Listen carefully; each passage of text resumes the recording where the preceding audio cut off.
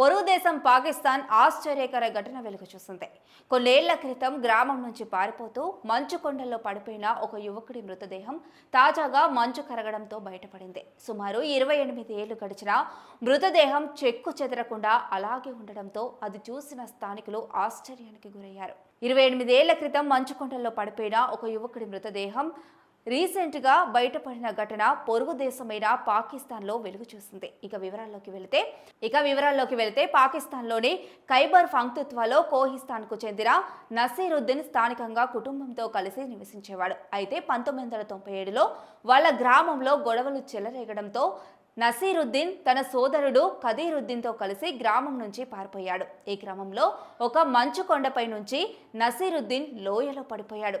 ఈ విషయాన్ని అతని సోదరి ఖదీరుద్దీన్ వెంటనే వెనక్కి వెళ్లి కుటుంబ సభ్యులకు తెలియజేసింది. దీంతో కుటుంబ సభ్యులు నసీరుద్దీన్ కోసం చాలా రోజుల పాటు లోయలో గాలింపు చేపట్టారు. కానీ వారికి నసీరుద్దీన్ ఆచూకీ మాత్రం లభించలేదు. దీంతో నసీరుద్దీన్ చనిపోయాడనుకున్నారు. కనీసం మృతదేహమైనా దొరుకుతుందేమోనని ఆశలో మళ్లీ గాలింపు చేపట్టినా ఎలాంటి లాభం లేకపోయింది.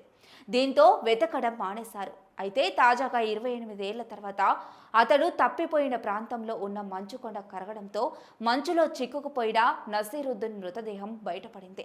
అయితే బాడీ మంచులో ఉండడంతో ఏళ్లు గడిచినా చెక్కు చెదరలేదు. దీంతో అటుగా వెళ్తున్న కొందరు గ్రామస్తులు నజీర్ మృతదేహాన్ని గుర్తించి పోలీసులు వారి కుటుంబ సభ్యులకు సమాచారం ఇచ్చారు. విషయం తెలుసుకున్న పోలీసులు మృతదేహాన్ని స్వాధీనం చేసుకుని అతని కుటుంబ సభ్యులకు అందజేశారు. దీంతో వాళ్ళ కొడుకు మృతదేహానికి అంత్యక్రియలు నిర్వహించి ఉపశమనం పొందారు.